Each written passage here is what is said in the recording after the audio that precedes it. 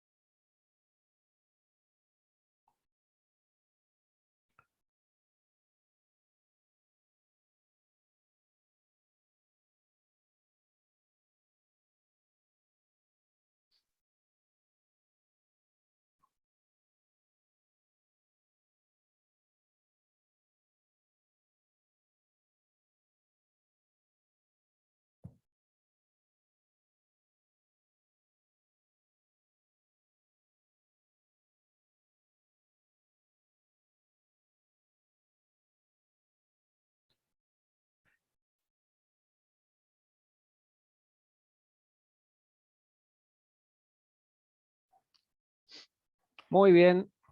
Abran, por favor, quienes puedan, tengan la cámara, el micrófono a medida que vamos conversando, lo van abriendo. Si no tienen, recuerden que pueden escribir en el chat. ¿Están viendo lo que empecé a compartir? Sí, se ve bien.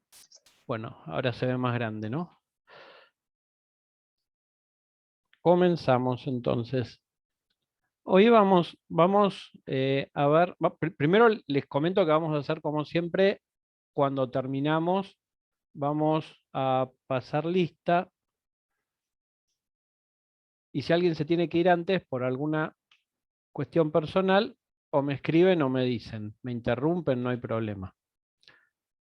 Después les quería preguntar si hasta ahora está todo ok o si han tenido algún inconveniente o con alguna clase o con algún tema para poder resolverlo en la medida de lo posible. Así que ahí escucho. ¿Hasta ahora algún problema o inconveniente?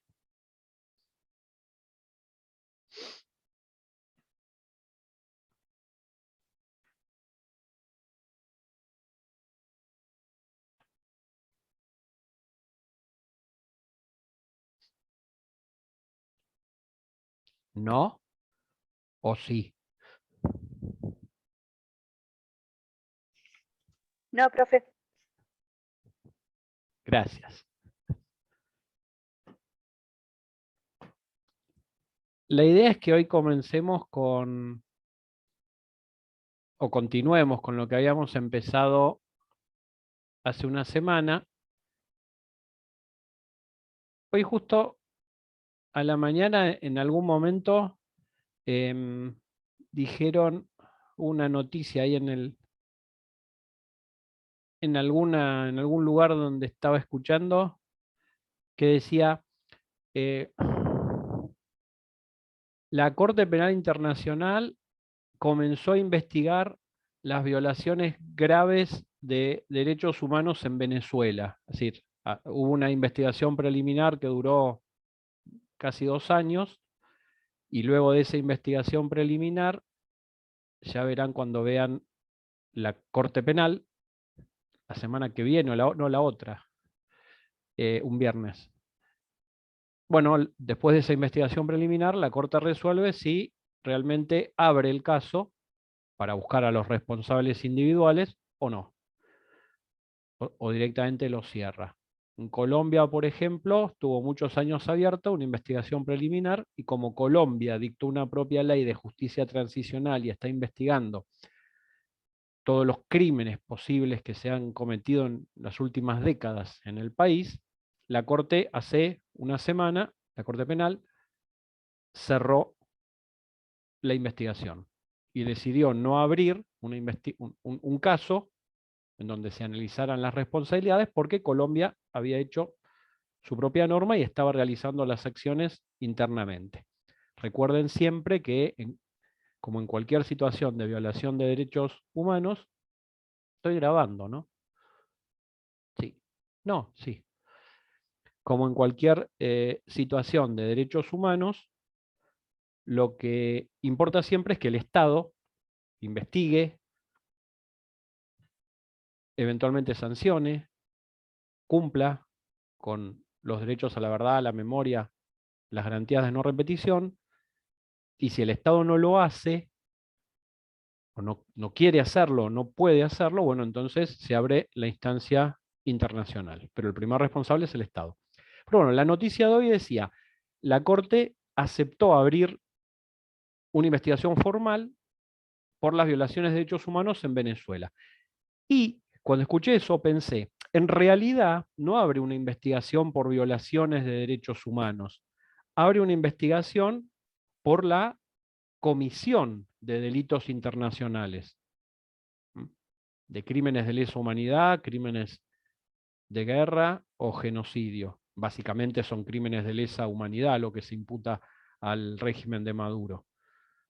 Pero en esas dos visiones está de alguna manera, y para hacer un resumen antes de comenzar con la clase de hoy, está sintetizado lo básico de la última clase, que fue la primera también. Los delitos internacionales se corresponden con violaciones graves, masivas de derechos humanos. El primer responsable es el Estado, y si el Estado no quiere o no puede, entonces se abre esa instancia internacional. En este caso, la de la Corte Penal Internacional. Y ese de alguna manera es el resumen de lo que vimos. Ahora, llegados a esto, tenemos que empezar a preguntarnos, bueno, ¿y cómo surge el derecho penal internacional? ¿De dónde surgen sus normas, sus reglas? ¿De dónde surgen los delitos? Hoy vamos a ver eso.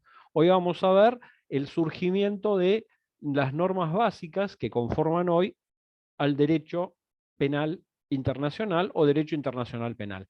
Hay una sutil diferencia, nosotros siempre vamos a estar hablando de derecho internacional penal, pero úsenlo de manera indistinta, porque la diferencia es bastante sutil. Si hablamos de derechos penales de los estados, que se refieren a delitos transnacionales, derecho penal internacional, es decir, delitos que se cometen en más de un territorio, derecho penal internacional, o si hablamos de delitos que son tales porque ofenden a la idea de humanidad. Por lo tanto, no importa el territorio, el delito siempre es el mismo. Estos son los delitos o el derecho internacional penal, o los delitos internacionales o crímenes internacionales. Me interrumpen cuando quieran, recuerden, y me preguntan lo que precisen, o si alguien está copiando algo y no pudo hacerlo, también pregunta. No hay ningún problema, para eso estamos, para ser interrumpidos.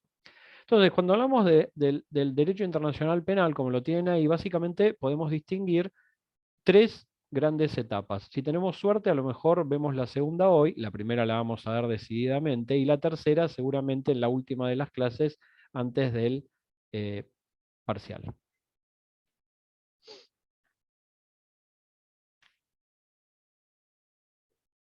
Cuando mencionamos, y con eso habíamos terminado la última clase, cuando mencionamos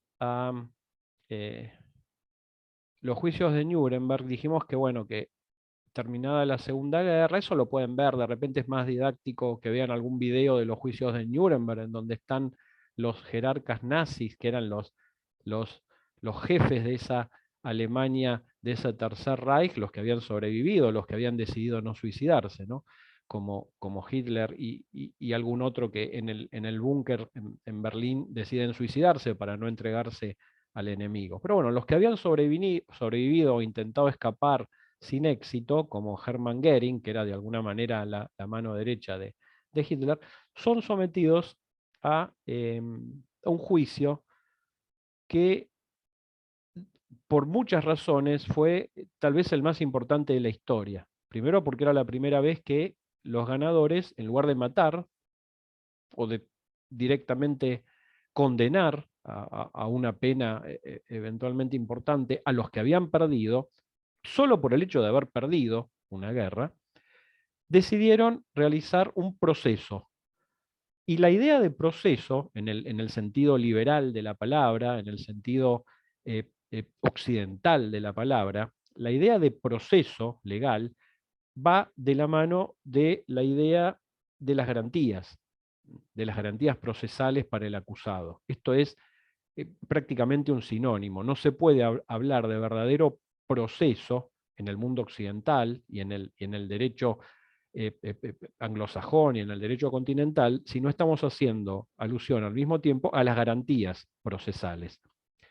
Y todas estas garantías que nuestra Constitución son viejas, ¿no? Y existen desde la Carta Magna, es decir, en el siglo XIII, pero nuestra Constitución ¿Dónde, Abigail? Nuestra Constitución contempla, Abigail, ¿dónde contempla las garantías del debido proceso? A ver si se acuerdan.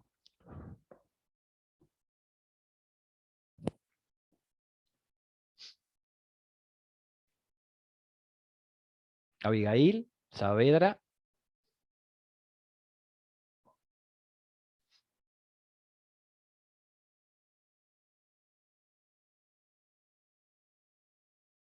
¿Me escuchás, Abigail?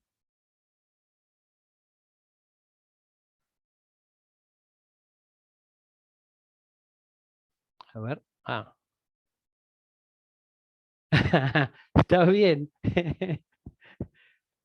¿Y quién se acuerda? A ver, Hernán, ¿dónde están contempladas? Porque, a ver, más importante que yo hable, es importante que ustedes relacionen conceptos y que, en definitiva, recuerden algunas cosas que son muy importantes. Profe, ¿no Sí. sería el artículo...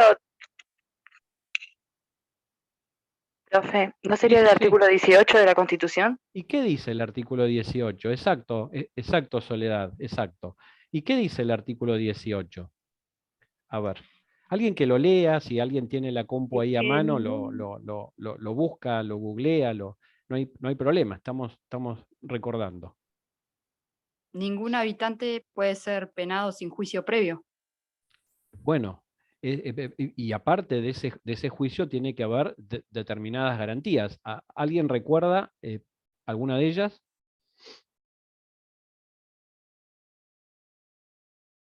¿Qué garantía tiene una persona acusada de un delito? En nuestro país. A ser oído, juez natural. Exacto. Primero que no le pongan a cualquiera de juez. Dice, bueno, traen a alguien o designan a alguien para que me juzgue a mí. Y al resto no, al resto lo juzga el juez corriente, el juez natural, pero a vos te va a juzgar otro. Epa, ¿por qué? A ser oído. Presunción de inocencia.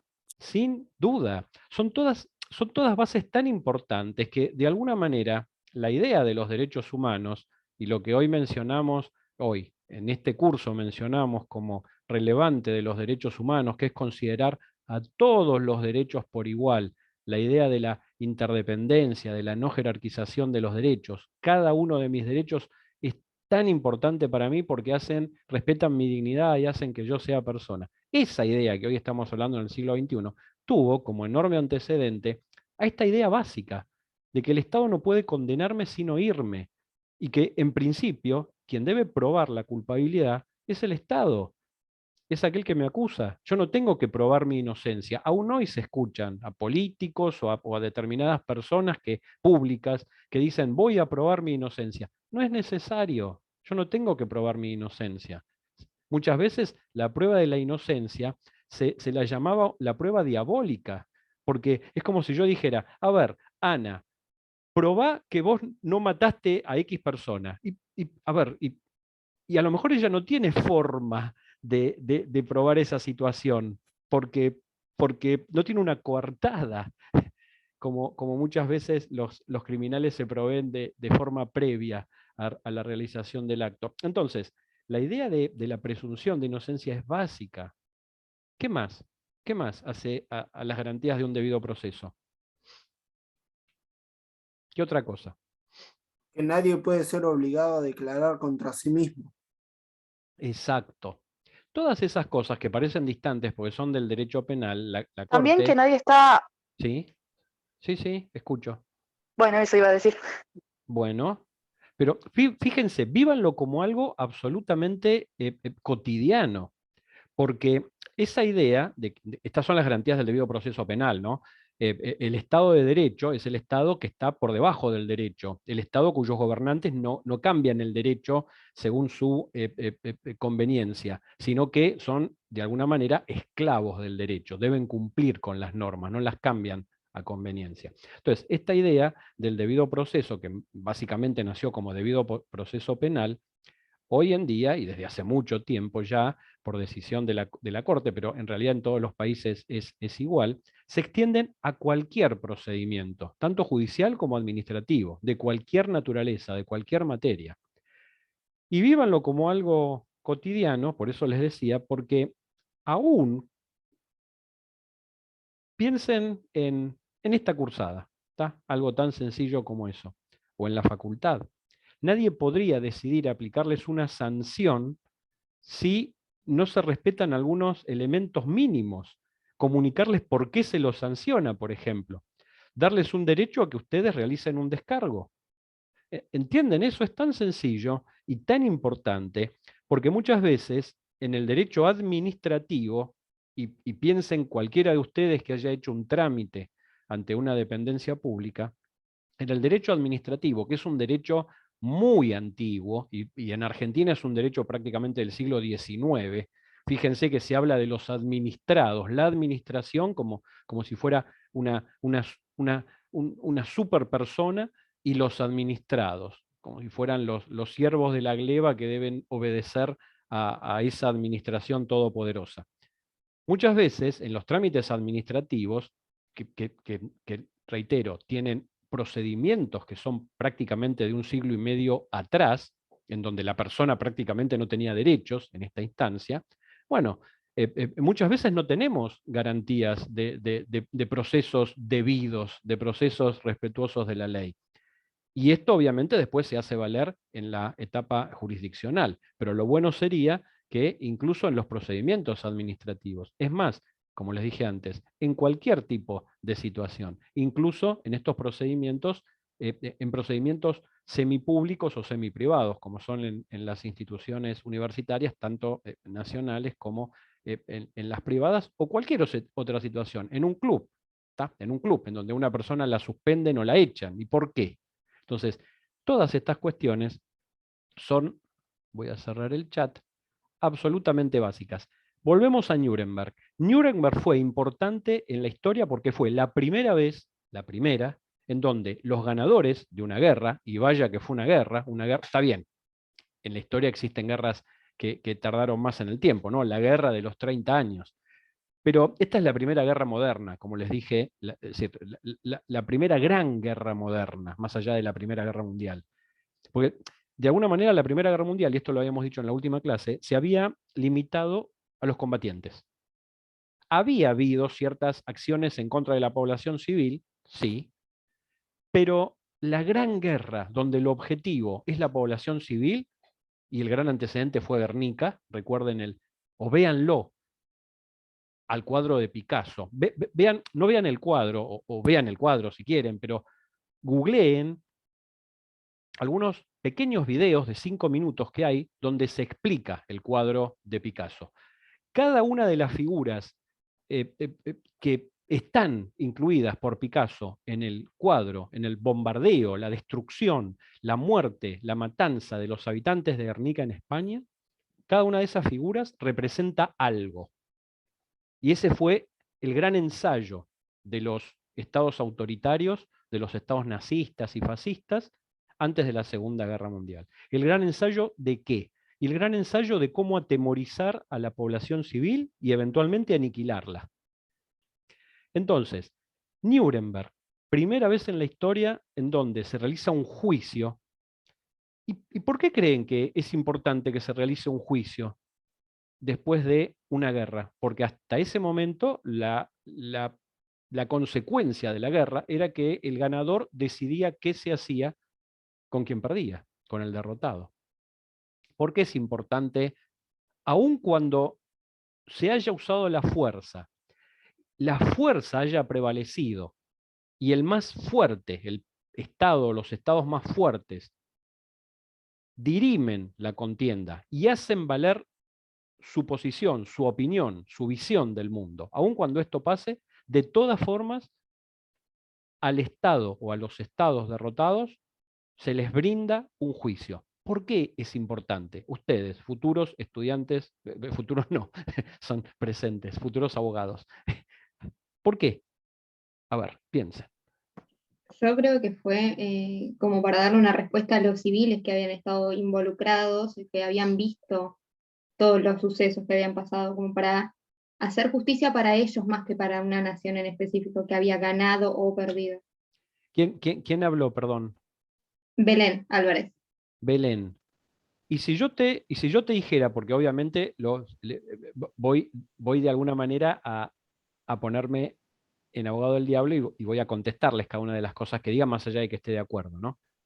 Si yo les dijera, y no hubiera sido más rápido para esos civiles que habían perdido a toda su familia y que habían sufrido todas las consecuencias de esos estados autoritarios que los querían invadir y que los quisieron y los degradaron como personas, ¿no hubiera sido más fácil directamente condenarlos tras un juicio sumario, sin prácticamente garantías, y eliminarlos, matarlos, como se hacía hasta ese momento? Y no hubiera estado más contenta la población, porque los responsables iban a ser muertos, ejecutados. Más rápido, más sencillo. ¿Para qué todo un Probablemente sí proceso? hubiese sido más rápido, más sencillo para la gente, pero los ganadores de la guerra, ganadores entre muchas comillas, eran supuestamente pacifistas y estaban en contra de todo lo que estaba pasando, entonces iba contra ellos mismos ir y matarlos. Por más de que todo el mundo lo quisiera así, iba en contra del discurso que ellos proyectaban, como, ay, somos los del bien y venimos a hacerles bien y venimos a curar el mal del mundo que venían a hacer los nazis. Bueno. Yo creo Sí. que más que nada era hacer ver De manera también que marcaron una diferencia ahí. lo mal legislada que estaba la legislación nazi, o sea, porque según ellos estaba bien lo que estaban haciendo. El holocausto, la segregación de los extranjeros. Yo creo Sí, que más que nada fue para hacer ver a la población que su legislación estaba mal. No sé si va por ahí también. vos, sí, justo, mira, Pablo, el otro día, revolviendo unos papeles, hubo un tiempo, no me acuerdo cuándo, que los diarios traían junto con las ediciones de todos los días, los diarios impresos, ¿no? Que hoy ya es prácticamente cosa del olvido, traían con las ediciones de todos los días, hubo un tiempo, 2 o 3 meses, que traían tapas históricas. El asesinato de Kennedy, el asesinato de, no sé, de Martin Luther King, el suicidio de Hitler, bueno, todos hechos históricos, ¿no? Justo encontré esas tapas, empecé a mirarlas, están buenas para enmarcar de repente, y uno de ellos decía, era un diario de 1930 era la copia de un diario, creo que 38, porque era antes de la Primera Guerra Mundial, cuando Alemania iba avanzando sobre Europa, iba logrando sumar territorio. En ese momento había anexado a la República Checa, había desaparecido la República Checa, gran parte de la República Checa la toma la Alemania nazi y dejan una pequeña porción también sometida a la autoridad nazi. Y el resto del mundo, ¿cómo reaccionaba frente a estas anexiones hasta la Primera Guerra, hasta la Segunda Guerra Mundial, no, hasta el 1 de septiembre del 39, cuando Alemania invade Polonia? ¿Cómo había reaccionado el mundo? Como muchas veces se reacciona frente al que viola las reglas. Como se quería evitar el mal mayor, que era la guerra, los estados europeos, las potencias europeas, básicamente, habían aceptado los hechos, pensando que con esa aceptación Alemania no iba a pedir más. Y Alemania sí logró expandir su territorio en la década del 30, hasta que cuando invade Polonia, bueno, finalmente se ven obligados, sin mucha voluntad, a intervenir por una serie de pactos que tenían Francia con Inglaterra, y así la guerra se vuelve primero europea y después mundial. Pero ¿qué decía la tapa de ese diario?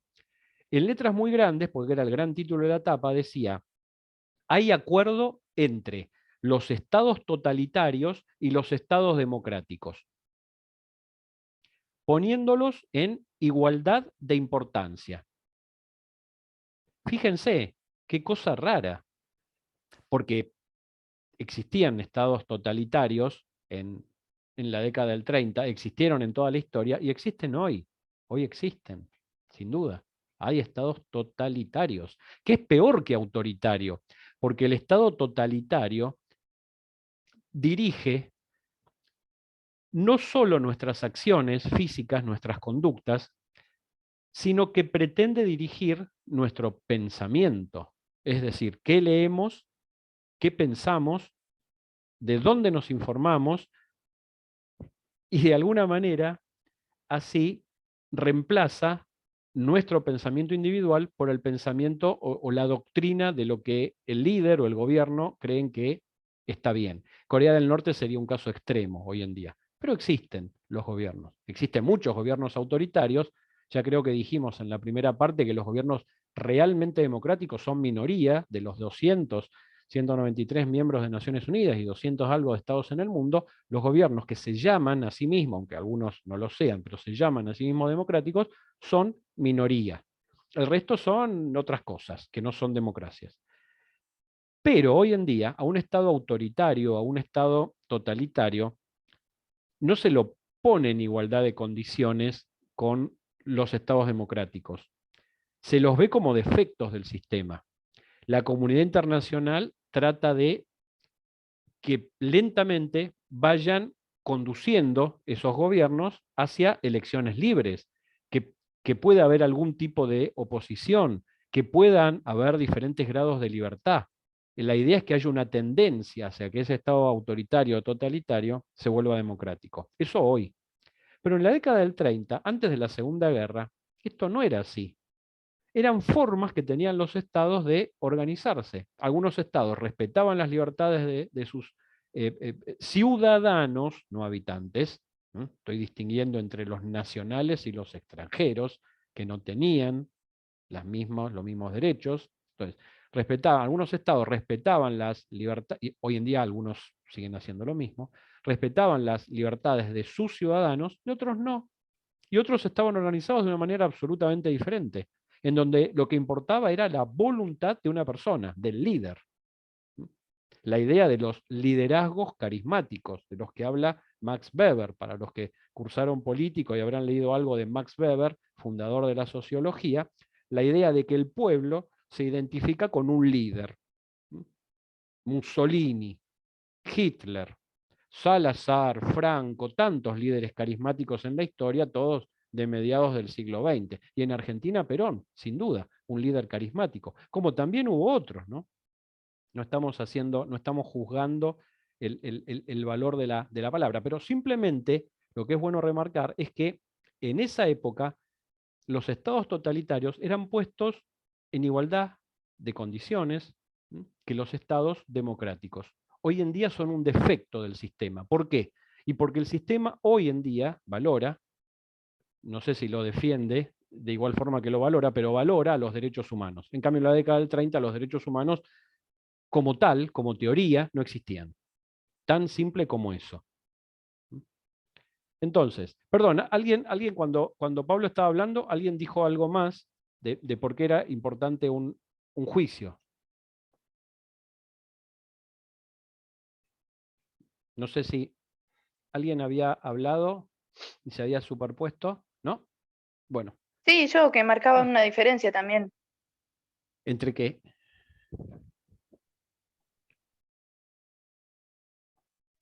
Sí, yo marcaban una diferencia.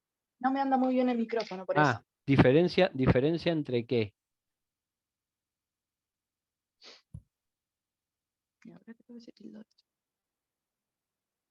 ¿Entre qué cosas? Entre lo que eran unos y otros, digamos, el ganador y el perdedor, entre ellos, digamos, que no eran iguales, eso quería. Exacto, sí, entre la forma. Por ejemplo, entre los nazis y los. Entre la forma de ver el mundo. Pero era exacto. justo cuando estaba hablando de eso y sí. Está. Fíjense que esta idea de comenzar un nuevo tiempo, la posguerra, en el caso de la Segunda Guerra Mundial, pero en otros tiempos, en otros lugares, iniciar también una nueva etapa, fue muy relevante. Y aquí podemos establecer una línea de tiempo que va directo desde Nuremberg a Buenos Aires. ¿Por qué? A ver. A ver si saben. ¿Qué tiene que ver Nuremberg con Buenos Aires, con esta idea de un juicio? ¿Por el juicio a las juntas? Sí, sin duda, porque Argentina fue históricamente el primer país que en Latinoamérica, creo que no hay otro ejemplo en el mundo, no lo hay en África, no lo hay en Asia y no sucedió antes en Europa. Por lo tanto, tengo que decir que sí. Dentro de los juicios de Nuremberg están los juicios después que cada estado reconstituido, es decir, que el resto de los estados europeos que habían sido invadidos por Alemania llevaron adelante en contra de los funcionarios alemanes que habían actuado en su territorio, la Francia invadida, Italia invadida, etc. Pero bueno, todo eso forma parte del esquema del sistema de Nuremberg, ¿no? Aparte de este juicio que es el más conocido a los jerarcas. Pero después de eso, después de 1945, 46, 48, 49, 50, con todos estos juicios menores que se hacían, menores porque se hacían no contra los ideólogos del sistema de exterminio, sino contra los ejecutores, los que habían disparado, los que habían torturado, los que habían desaparecido, los que habían matado gente. Pero después de eso, en la historia, no hay otro juicio que se haga para comenzar una nueva etapa hasta Argentina, hasta que los procesos de democratización en toda América Latina llegan y se inician por la Guerra de Malvinas, que hace tambalear y finalmente caer al régimen militar, cívico-militar que tuvo Argentina, hacen pensar en llevar a juicio, ¿tá?, la administración Alfonsín y la nueva idea de la democracia como sistema que se reinaugura en 1983 y hace nacer la idea de iniciar un proceso en contra de los responsables de esa dictadura militar. Y esto es importantísimo porque más allá del juicio en sí, del proceso en sí, y acá sí podemos hacer un paralelo entre Nuremberg y los acusados y entre el juicio a las juntas y los acusados. Más allá del proceso en sí, es muy relevante un proceso de este tipo porque intenta comenzar a curar heridas del pasado, porque intenta empezar a reconocer no solo la responsabilidad de las personas y las eventuales condenas a los que idearon el sistema, a los que participaron, a los que ejecutaron por mano propia, no importa. Además de eso, es sano para la sociedad porque empieza, como lo dijimos la semana pasada, empieza a poder construir ciertos derechos que no existían no existían como tales, no habían nacido como tales en Nuremberg, y que empiezan a constituirse como derechos con el caso argentino, que son el derecho a la verdad, no sé si recuerdan, si alguien pudo verlo, dura 1 hora y pico.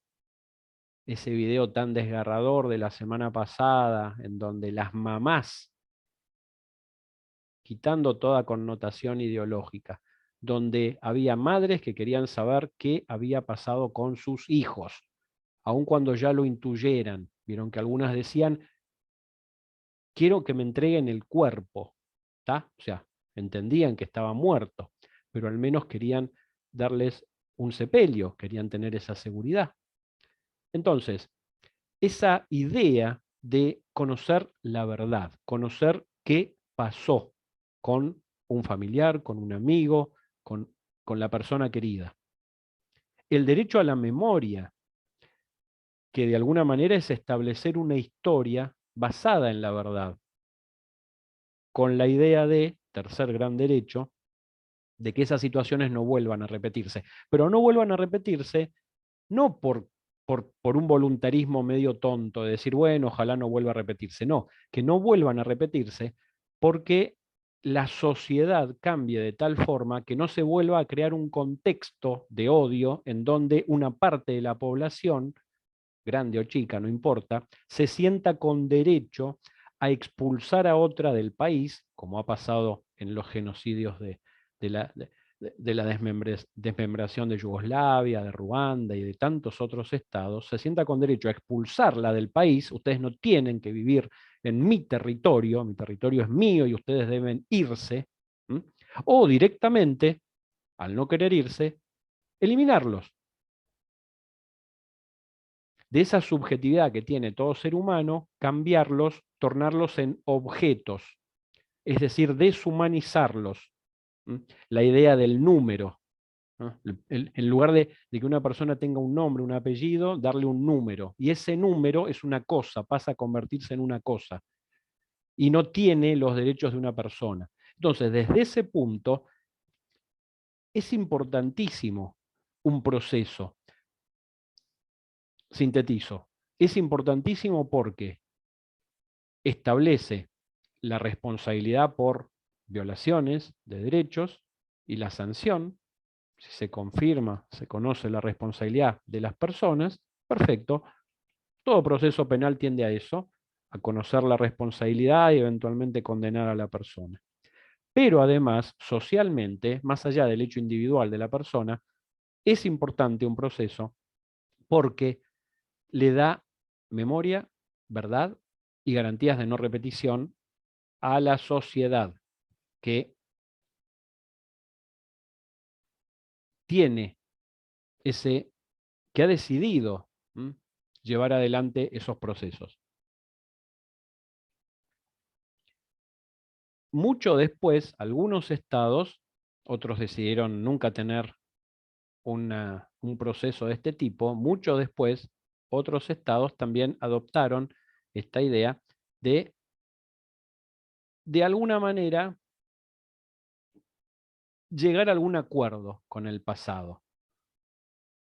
Por supuesto que siempre es complicado, porque la gente que actúa en el pasado está todavía viva y tiene poder. Entonces es complicado llegar a un acuerdo, sobre todo cuando de dictadura se pasa a democracias. Las democracias que recién nacen, cuando cae una dictadura o cuando la dictadura entrega el poder, son democracias muy frágiles. Muchas veces tienen que hacer determinados pactos o tienen que soportar determinadas cuestiones por temor a que esa democracia tan frágil, bueno, desaparezca.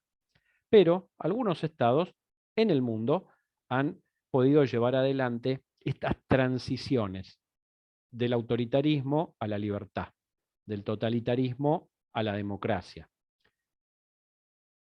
Eso es lo que se llamó, después del caso argentino, se comienza a llamar, y hoy muchos estados hablan de eso, y es un tema muy importante para esos estados, en América y en otras partes del mundo, es lo que se llama justicia transicional, que básicamente es un término que, si bien académicamente existía en la década del 80, no era conocido como tal lo que había hecho Argentina. Y en realidad la justicia transicional es esa justicia a medias que se puede realizar en el paso de un sistema de violaciones masivas de derechos a un sistema de respeto absoluto o que pretende respetar absolutamente todos los derechos como es una democracia.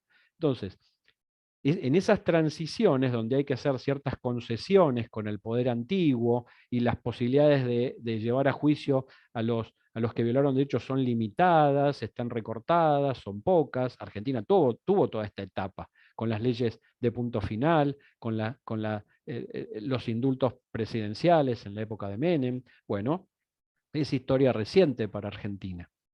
Pero todo eso se empezó a llamar, y hoy en día se llama, justicia transicional.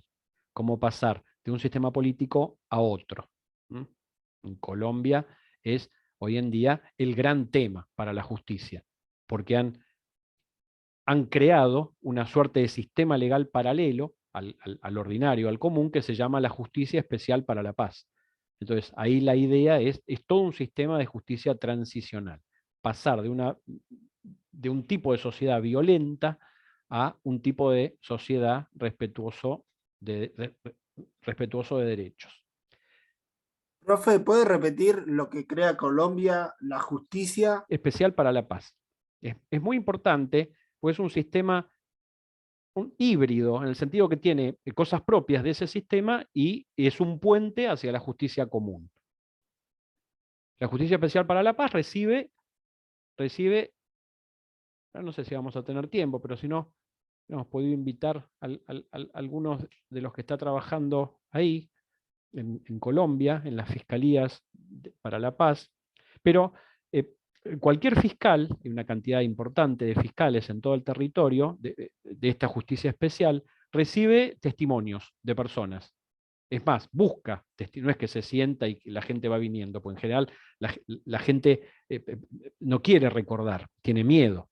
Pero bueno, van buscando testimonios para poder recrear el contexto de las violaciones. ¿Qué pasó tal día en que murieron 10 personas, 100 personas fueron ejecutadas? ¿Qué pasó? ¿Qué hizo cada uno? Entonces, en determinada graduación de conductas, los que van aportando situaciones, bueno, tienen pueden llegar a una condena mínima o directamente a un perdón. Su sanción se reemplaza por ese descubrimiento, ese relato de la verdad para que las víctimas y sus familiares puedan llegar a entender qué pasó.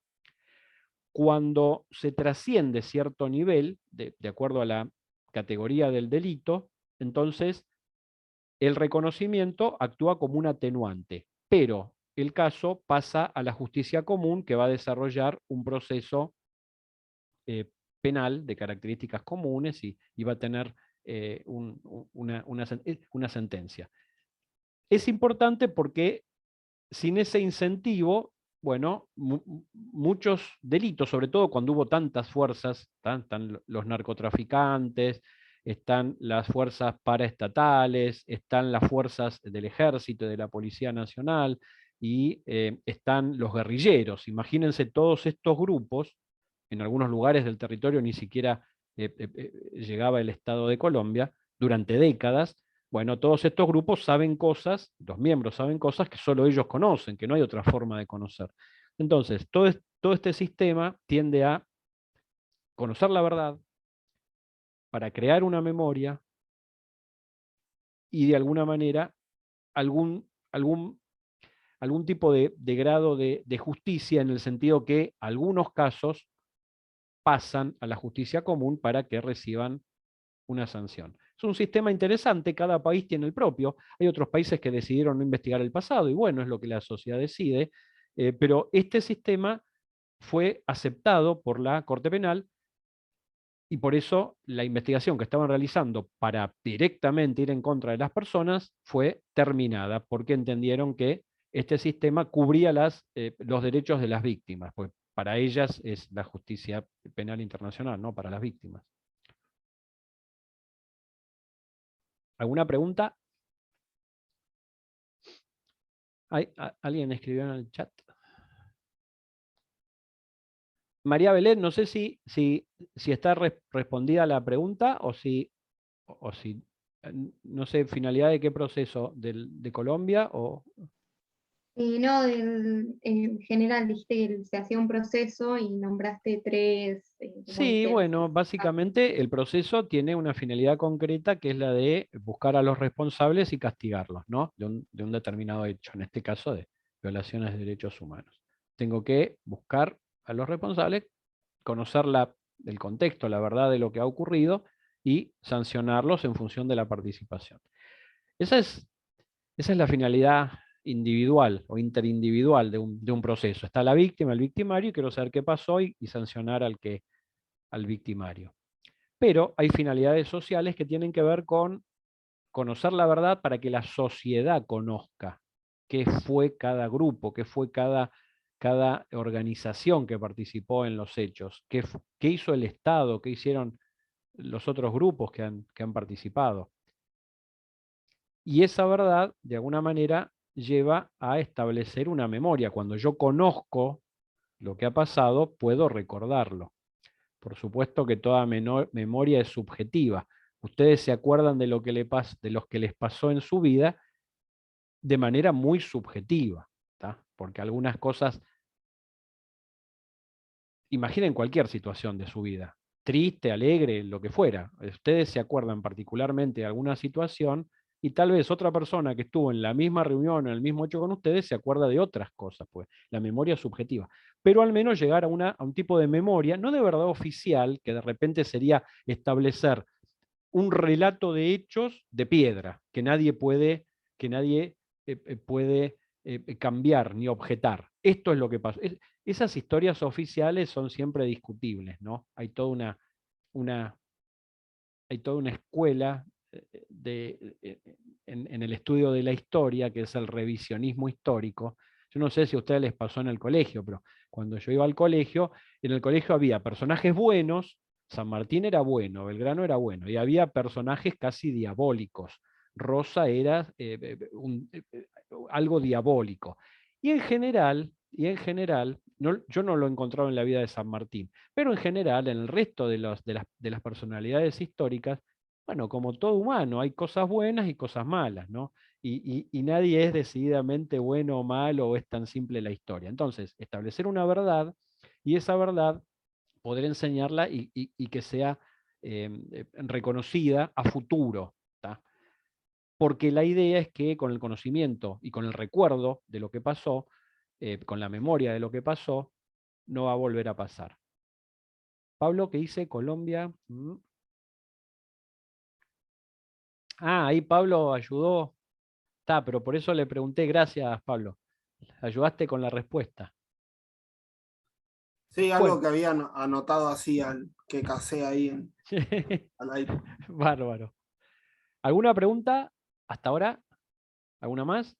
Bueno, entonces ahora comenzamos. Estuvo buena esta introducción porque si no sería como repetir como loro los principios de Nuremberg y qué sé yo qué otra cosa, que pueden ser más o menos interesantes. Pero la idea es que todo este sistema de justicia penal que se crea en Nuremberg y que después es replicado por algunos estados por sus historias, Argentina, y después van a ver un slide, si es que llegamos hoy, en donde están, ¿vieron el Mercosur? ¿Qué países integran el Mercosur? A ver si alguien sabe. El Mercosur original, porque hoy en día hay estados asociados, Colombia es estado asociado, hay algunos estados del Caribe que están asociados, bueno, son estados asociados, pero el Mercosur original, ¿qué estados lo conforman? Argentina y los países limítrofes, ¿no? ¿Hasta dónde? Porque no todos. Brasil, Uruguay. Sí. Y Paraguay, Venezuela. Listo. Hasta Paraguay llegamos. Los países originales son 4. Brasil y Argentina y Paraguay y Uruguay. Después, en otros momentos históricos se van uniendo, se van asociando, algunos como Estado asociado y otros como miembros plenos. Bueno, y ahí entraron en negociaciones diversos estados. Venezuela, es verdad, fue aceptado como un miembro pleno del Mercosur, pero está suspendido en los derechos porque no respeta ya desde hace años la Carta Democrática. Los bloques regionales como Mercosur, Unión Europea, la Unión Africana, tienen dentro de sus instrumentos constitutivos, de su tratado fundacional, tienen o un tratado o algún otro instrumento, a veces es un protocolo, a veces una declaración, pero en general se trata de que sean instrumentos vinculantes. ¿Creen que me llama alguien? No sé quién es. Tienen dentro de sus instrumentos lo que se conoce como cláusula democrática o carta democrática, que dice algo muy simple. Bueno, lo mismo le pasa a la Unión Europea hoy en día con Turquía. No a la Unión Europea, sino al Consejo de Europa, que es otra, pero bueno, son los países europeos y Turquía, que viola de manera manifiesta ciertos derechos humanos que se entienden fundamentales. Pues todos los estados violan derechos humanos todo el tiempo, ¿no? Y entonces, el Mercosur tiene una llamada cláusula democrática que dice algo muy simple, que aquel Estado en donde se interrumpa el sistema democrático o se violen de manera manifiesta los derechos humanos, podrá ser suspendido por decisión del resto, hasta que se reinstalen las garantías democráticas. Y eso fue lo que ocurrió con Venezuela, por lo tanto es un Estado suspendido hoy en día, ¿no? Más allá, aparte está suspendido en la OEA también. Pero bueno, y aparte, tiene una investigación penal, como dijimos recién, ¿no? Aparte de una investigación penal preparatoria, tiene iniciado ya un caso ante la Corte Internacional Penal, que no es en sí el país, eso ya lo dijimos, pero lo repito tantas veces para que se les grabe, no es el país, pero me disculpan un segundo. ¿Por qué me llaman contando? ¿Hola? Un segundito. Un segundito, por favor.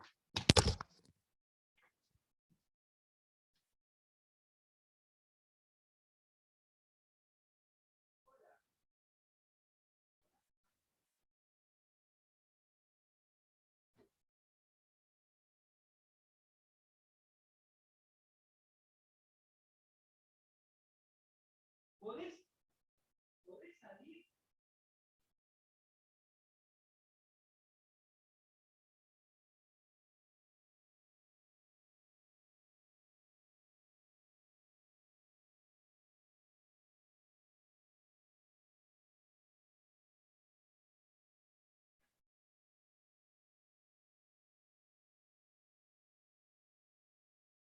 Pero estoy dando la clase. ¿Por qué la clase? Porque me llamaban 100 veces.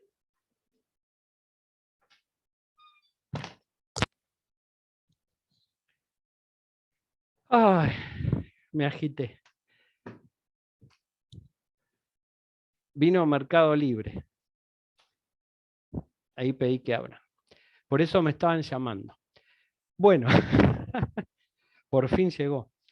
Entonces, lo relevante es que el Mercosur, como tal, se inicia en 1991. 26 de marzo del 91, Tratado de Asunción, nace el Mercosur. Esos 4 estados. Hay un slide que les dije que iban a ver después, en donde están los 4 estados, Argentina, Brasil, Uruguay y Paraguay, con la denominación, porque son los estados en la década del 60 y del 70, el Mercosur de la muerte. Porque los mismos estados, y algunos otros, Chile, Bolivia y otros más, formaron parte en la década del 60 y del 70 de un plan, el Plan Cóndor, ideado, se sabe, porque hay documentos que lo prueban, en Estados Unidos, donde la finalidad de este plan era instaurar dictaduras en América Latina para evitar que los gobiernos de los estados latinoamericanos sean cooptados, sean ganados por las guerrillas y los partidos pro-soviéticos, comunistas. Entonces, en este juego, en esta división del mundo entre Occidente y el comunismo, no el capitalismo y el comunismo, porque estados comunistas también finalmente son capitalistas, vean a China, sino entre los valores occidentales, los valores democráticos y el comunismo, bueno, los estados que hoy conforman el Mercosur, y cuya finalidad, la finalidad del Mercosur es generar comercio, dinamizar la economía, bueno, y otras cuestiones que, bueno, lamentablemente no han sucedido, por lo menos en la parte argentina, bueno, tampoco en los otros países, se habían unido políticamente para luchar contra grupos de personas que vivían en su territorio, utilizando los medios más horribles que puedan uno imaginarse, la eliminación sistemática de parte de su población, para eso. Entonces, vean el enorme nexo que hay entre el derecho penal y el derecho internacional penal, perdón, y las historias recientes de nuestros estados. Estas situaciones de búsqueda de procesos relativos a la responsabilidad penal y a la búsqueda de la verdad, de la memoria y de las garantías de no repetición, estas situaciones se basan en algunas cuestiones muy simples, muy básicas, que nosotros llamamos principios, y que tienen que ver con cuestiones muy importantes que fueron afirmadas por los jueces en Nuremberg. De ahí llegamos a los principios de Nuremberg, que son una suerte de verdades muy básicas que sirvieron después para juzgar este tipo de situaciones en otros países y en otros tribunales internacionales desde 1945 hasta nuestros días, hasta hoy. Por eso vamos ahora a analizar cada uno de los principios. En realidad hay 4 importantes y 3 que de alguna manera son secundarios porque no hacen, algunos hacen al derecho de fondo, principios que hablan de las normas, y otros al derecho de forma, ¿tá?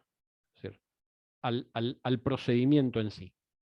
Vamos con el primero. Que alguien lo lea, por favor.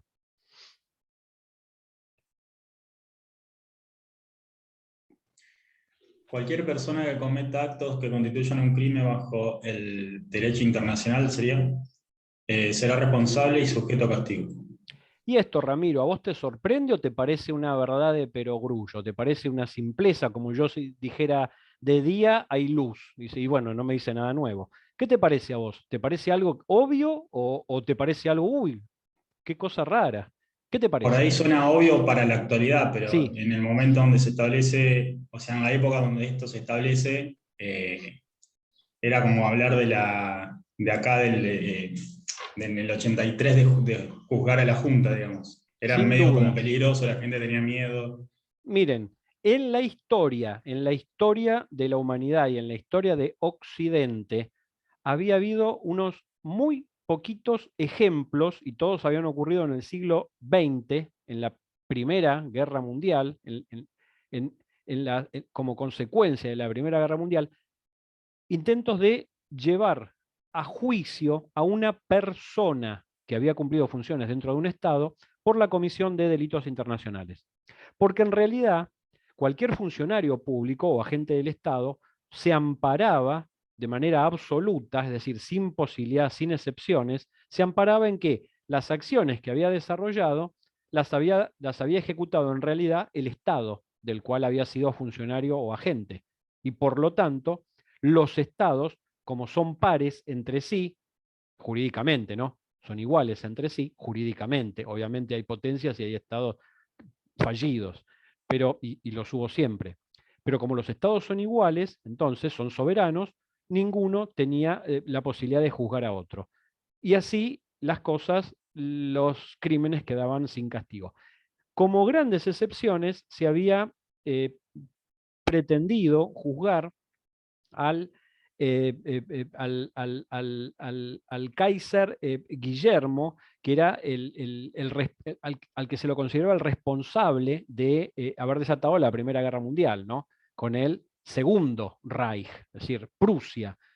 Prusia, liderando a Alemania, había de alguna manera sido la responsable del estallido de la Primera Guerra Mundial.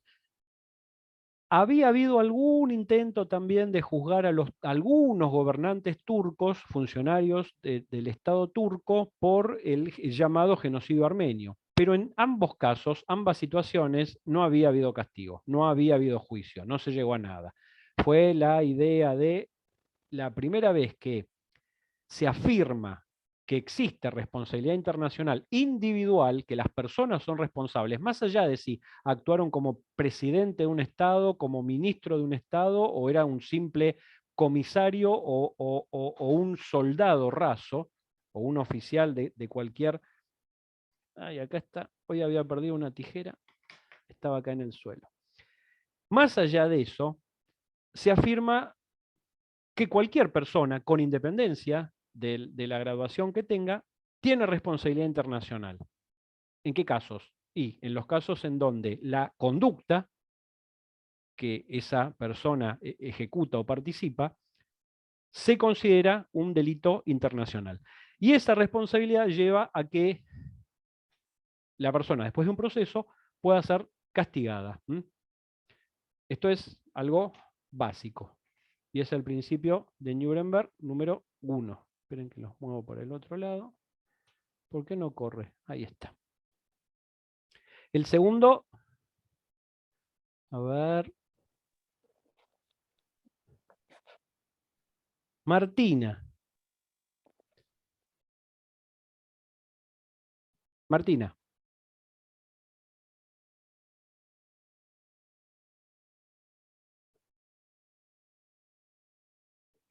Martina Torrada. ¿Estás ahí? Si no tenés micrófono, escribí en el... Tomás, Kenny.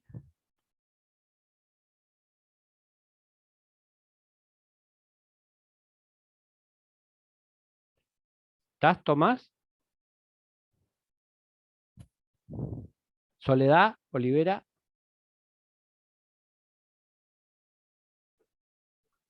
Sí, profesor, no lo recuerdo. No, pero tenés que leer el 2. No pregunté nada. Ah, es que justo no lo tengo a mano, ahora estoy en el trabajo, pero estoy escuchando. Bueno. No, Perdón, ¿qué era lo perdón. que no recordabas? No. Profe, Carolina. si querés yo lo leo.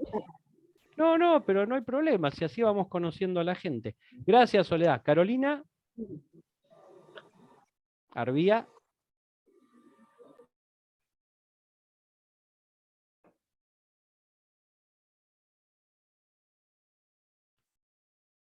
Tampoco. Yara o Yara Morgan. Se nos fue Yara. Profe, si quieres yo leo. No, pero viene bien. Ah, acá está Yara. No te fuiste. ¿Podés leer? ¿Tenés micrófono? Perdón, ¿Yara o Yara? ¿Cómo lo...? Está bien. Bueno. Ahí estabas. Estás con el barbijo muy bien. Gracias, Yara. No importa, arregla el micrófono después. Isabel. Cela, ¿estás por ahí? No los tengo, doctor. Ah, bueno, disculpe. No. Bueno, alguien que lo lea, por favor. Ahora después seguimos. Gracias, Isabel. El hecho de que las leyes internas no impongan castigo por un acto que constituya un crimen internacional no exime a la persona de su responsabilidad internacional. ¿Quién está leyendo? Pamela. ¿Y por qué, Pamela? ¿Por qué te parece que pasa esto?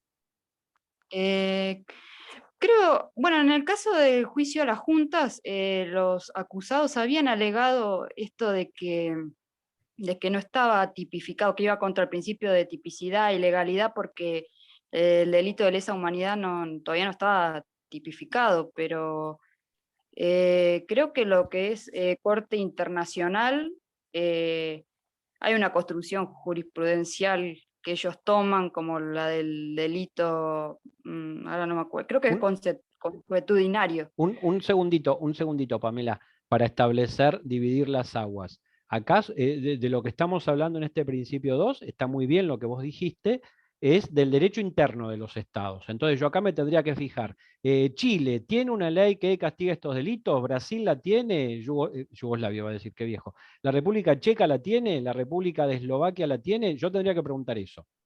En la esfera internacional el delito está siempre tipificado, salvo en Nuremberg, casi. ¿Por qué? Porque cada vez que se crea un tribunal internacional, sea una corte, un tribunal, cada vez que se crea la corte, el estatuto que la crea define ahí sus delitos. Entonces dice, esta corte penal internacional para la ex Yugoslavia va a juzgar estos delitos. Por lo tanto, están siempre tipificados, porque están en el estatuto constitutivo. Ahora, ¿por qué dije salvo en Nuremberg? Y porque en Nuremberg en principio también estuvieron. El estatuto de Nuremberg traía cuáles delitos iba a juzgar el tribunal de Nuremberg. Pero lo que alegaron los abogados defensores de los jerarcas nazis fue lo mismo que ellos lo alegaron por primera vez, pero después todos los abogados defensores de todas las personas acusadas de crímenes internacionales alegan lo mismo. Primer línea de defensa. El delito no es típico. No es típico porque no está receptado en mi derecho interno. No hay una ley argentina que lo establezca. ¿Está? Muy básico. Primera defensa. ¿Y qué pasó en Nuremberg?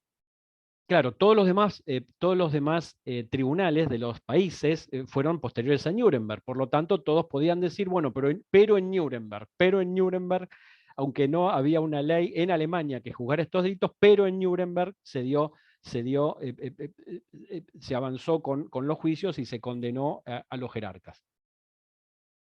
Pero en Nuremberg, cuando alegaron esto por primera vez, no podían contestar los jueces porque precisamente no había antecedente alguno.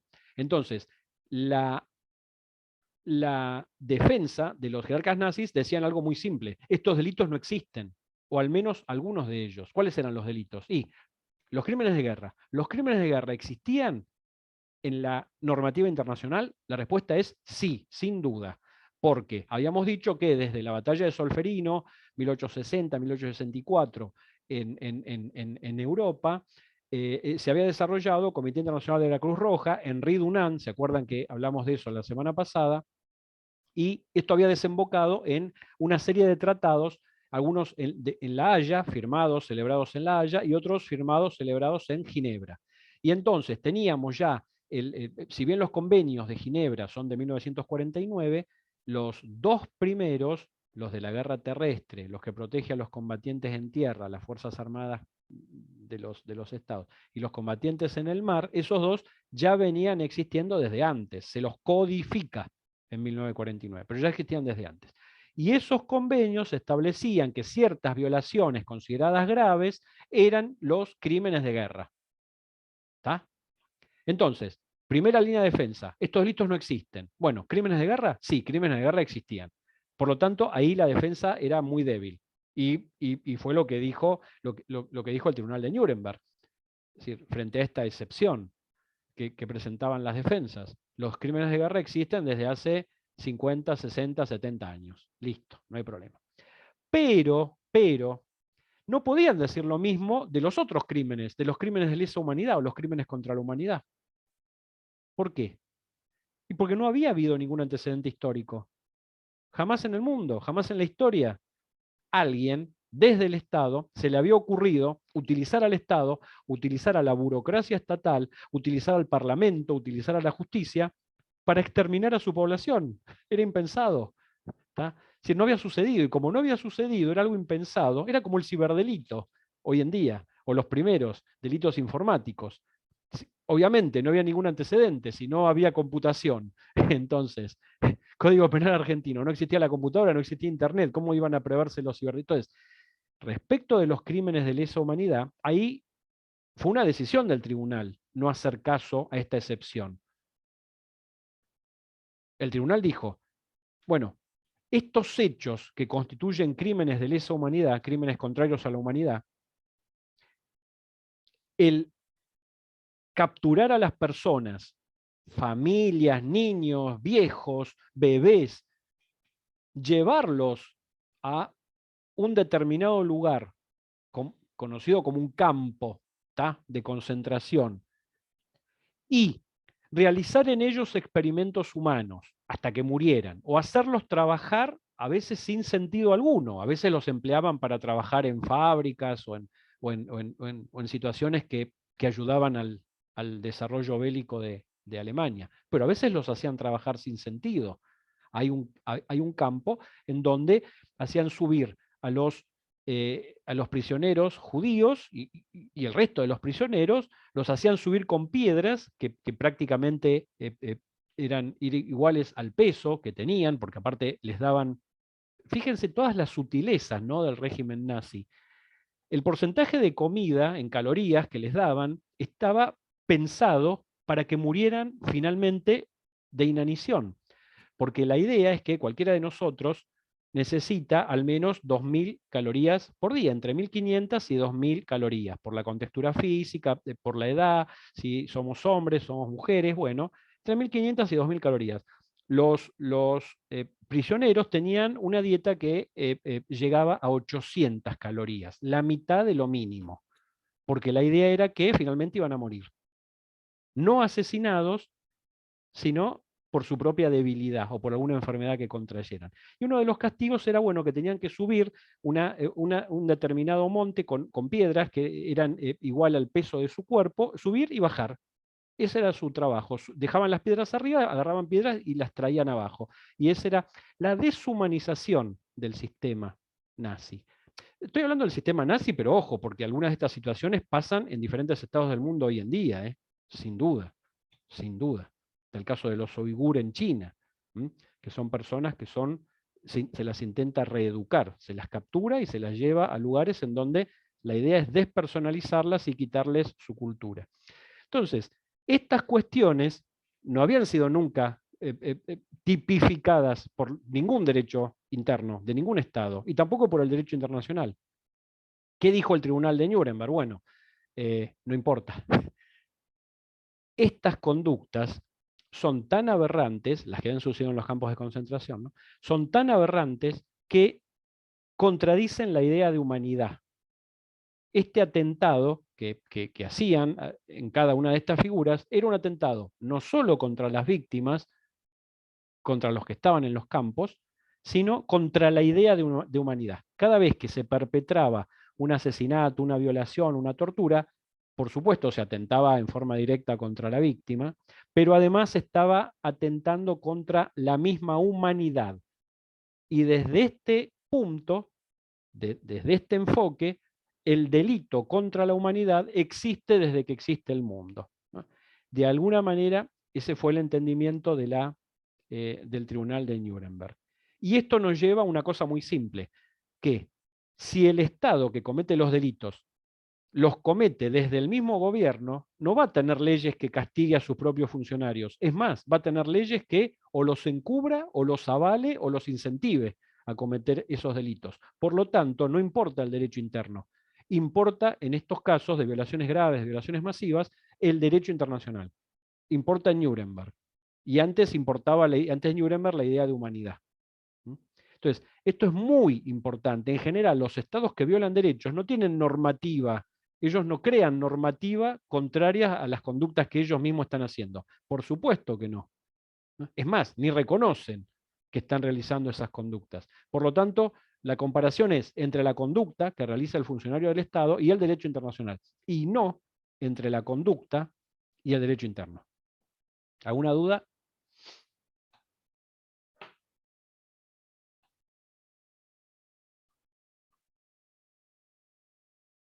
No, ninguna. Muy bien. Naim, por favor, ¿podés leer el principio 3?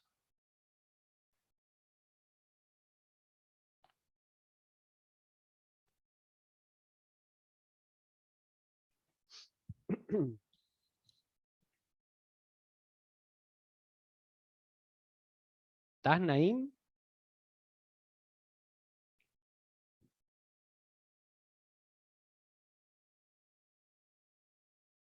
Guido Pereira, ¿estás?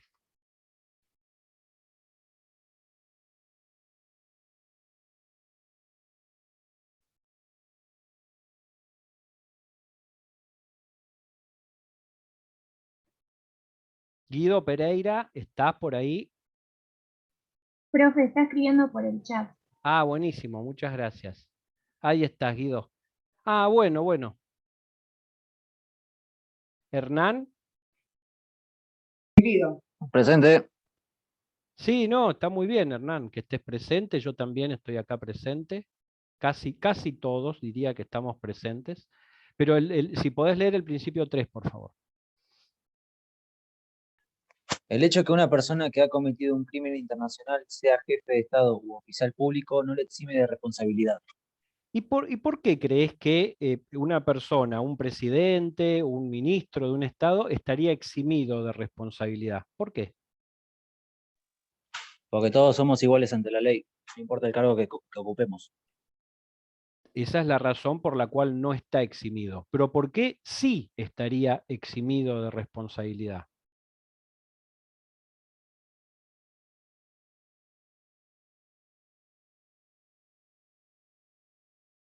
¿Tenés alguna idea de por qué sí estaría eximido? Porque hasta ese momento estaban eximidos de responsabilidad.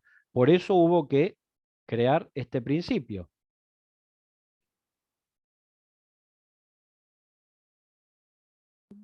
No, no sabría decirle, profesor. Bueno, ahora lo vamos a ver, no hay problema. ¿Alguien sabe por qué los funcionarios, en general los funcionarios más importantes, ¿no? Pero en realidad eran cualquier funcionario, pero los funcionarios más importantes sin duda, presidentes, primeros ministros, ministros, estaban eximidos de responsabilidad? ¿Por qué?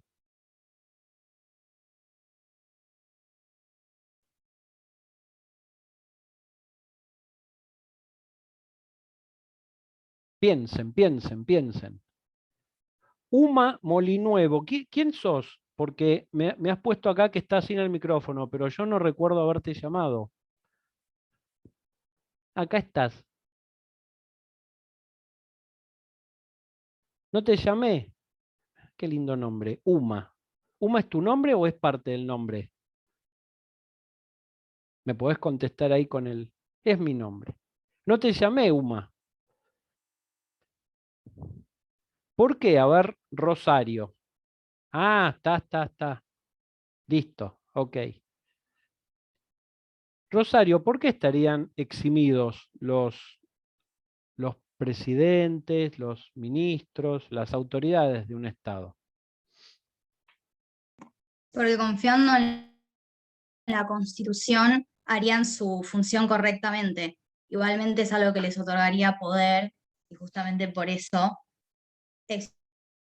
existieron estos totalitarismos. Pero sí en el sentido de que su función constitucional no tendrían por qué estar criminalizados, aunque obviamente es una...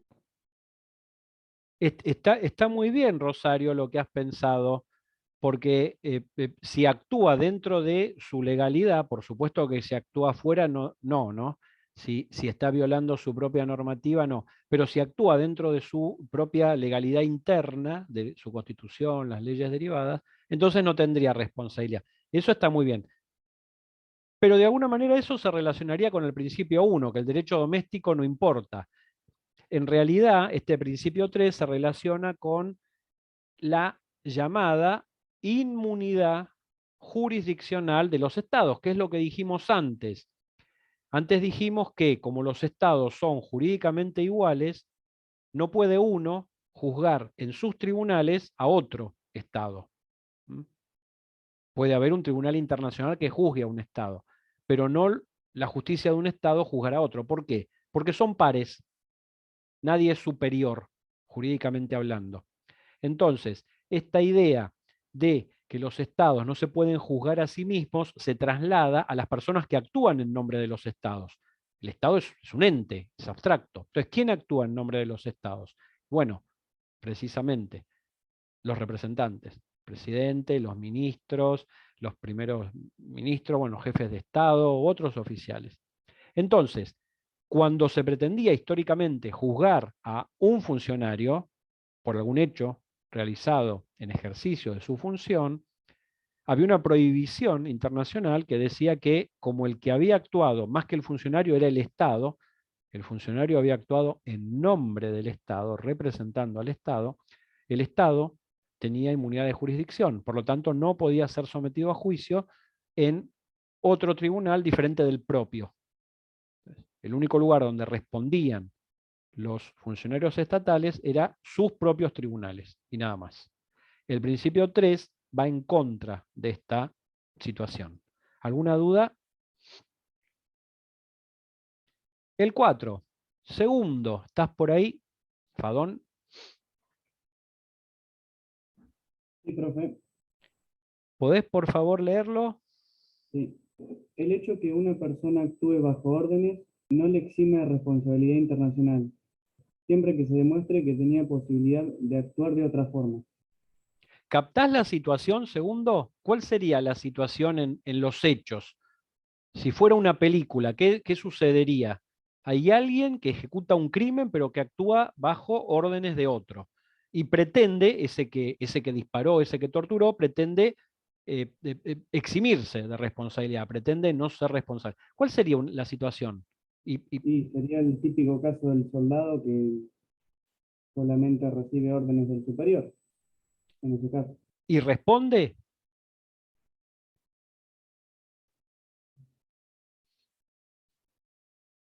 En este caso sí tendría que responder.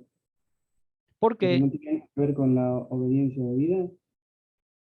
¿O no? Bueno, pero precisamente la obediencia debida dice que si una persona cumple una orden que le ha sido dada, no responde. El que responde es quien dio la orden, pero quien obedeció no responde.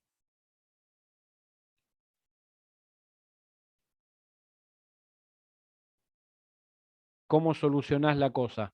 ¿La obediencia debida es la aplicación de este principio 4, segundo? O la pregunta es para todos, segundo porque estoy hablando con segundo ahora, pero piensen todos. La obediencia debida que dice que el subordinado que cumple una orden no es responsable de las consecuencias de la orden porque el responsable es el que dio la orden. La obediencia debida, ¿es este principio 4?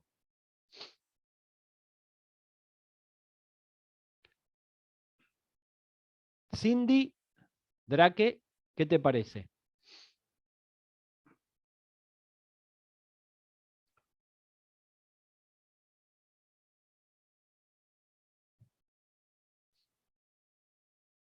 Micrófono. Pero están respondiendo en el chat. Ah, está. Ay, no me había desmuteado, perdón. Ah, no, tiene. Ahí está. Sí, ahora sí. No, el otro día estaba desde la computadora y no tenía micrófono.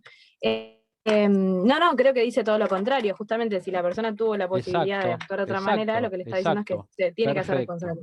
A ver, yo lo comprendí perfectamente y la interrumpí todo el tiempo a Cindy cuando decía. El resto, ¿entendió lo que dijo Cindy? Está muy bien lo que ella dijo. Si no, repetilo y no te interrumpo. Ahí está. No me interrumpió, creo. No, eso que sí, en el caso de... había un caso que habíamos visto de un soldado que había matado a alguien que iba a pasar sobre por una muralla, puede ser, no recuerdo bien cómo había sido la cuestión, pero eso, si el subordinado tuvo la posibilidad de actuar de manera diferente, se tiene que hacer responsable porque no actuó de manera diferente, digamos, como que acató las órdenes pudiendo hacer otra cosa, ¿no? Con lo cual estamos diciendo que no se aplica la obediencia debida a estas situaciones. A la en el resto de las acciones sí. Si un jefe militar le dice a un subordinado, andá y prende, no sé, pone en marcha el tanque de agua, y pone en marcha el tanque y explota y se mueren varios, el que prendió el tanque no es el responsable, es el que dio la orden. Pero acá estamos hablando de crímenes de lesa humanidad, de genocidio y de crímenes de guerra. En estos casos, el principio de obediencia debida no se aplica, salvo que no haya tenido posibilidad moral de opción. ¿Tá? Que es esto que dice siempre que se demuestre que tenía posibilidad de actuar de otra forma. Si a mí me dan la orden de matar a alguien y no tengo posibilidad de no matarlo, porque me dicen o lo matás o te mato, si no tengo posibilidad moral de opción, entonces ahí no soy responsable. Es un eximente de responsabilidad. ¿Entendido eso? ¿Alguna pregunta? Karen, por favor, principio 5.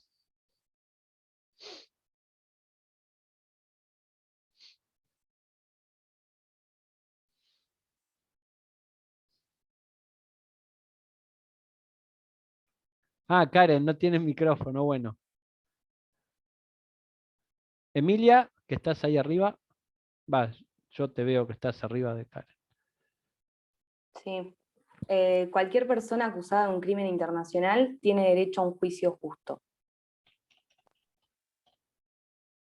Muy simple. ¿Cómo lo explicarías a esto, Emilia? Y nada, o sea, es como digamos que cada persona tiene derecho a tener un juicio previo antes de ser condenado. Sí, con todas las garantías, con todas las garantías. Miren, acá les estoy poniendo una publicidad en el chat. Bueno, el principio 5 es muy sencillo. Las garantías del debido proceso, que fueron las que mencionamos al principio. Lo que les acabo de escribir en el chat es lo siguiente, porque si no me voy a olvidar. Los días 16 o 17, pueden elegir el día. Después igual les van a informar a través del centro, ¿no? Pero para que lo sepan. Los días 16 y 17, o uno u otro. Ay, ¿qué puse? ¿Septiembre? No, no. De ahora, de noviembre. De noviembre. Los días 16 y 17 de noviembre, de 1:30 a 3:30, van a tener la posibilidad de visitar la base naval, Mar del Plata. Van a poder subir algunos de los buques con los que se patrulla, les van a explicar cómo se aborda un buque que está pescando ilegalmente y a lo mejor, no sé, pueden ver otras cuestiones y las actividades que realizan. Para el que le interese, va a salir porque vamos con algunos alumnos, pues no todos pueden a esa hora, de otra materia, de internacional público. Pero a los que les interese, como es abierto a cualquier estudiante de Derecho, pueden ir, va a haber un colectivo que salga desde la facultad. Y más o menos, para que tengan una idea del horario, es entre 1:30 y 3:30 la vuelta. ¿Tá? Entonces, al que le interese, manda un mail ahí, cidir.unmdp@gmail.com, y así los sumamos a una lista que ya existe, porque pueden entrar 20 personas cada día. Bueno, después de este espacio de publicidad, volvemos con el principio 6, que les dije que había algunos que eran procesales, que no necesitaban mayor explicación. El principio 6 es el que afirma cuáles son en Nuremberg, ¿no? Porque hoy en día dijimos que eran 4 los delitos internacionales, pero en Nuremberg los delitos internacionales eran 3: agresión, crímenes de guerra y crímenes contra la humanidad. Ya había llegado. Federico Chávez, ¿estás por ahí? ¿Cuál falta, Federico? Sí, ¿Qué crimen acá falta? Acá hay que estar atento. ¿Qué delito falta? UMA.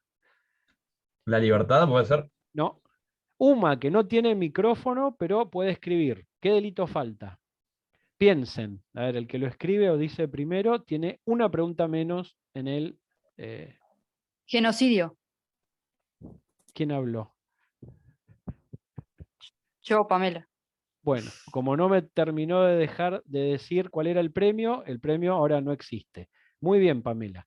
Genocidio, agresión, crímenes de guerra, crímenes de lesa humanidad. El genocidio básicamente se independiza de los crímenes contra la humanidad, pero tiene la misma forma de comisión. Lo único que se le agrega al genocidio en relación con los crímenes de lesa humanidad es la intención de acabar con un grupo étnico, racial, religioso o nacional.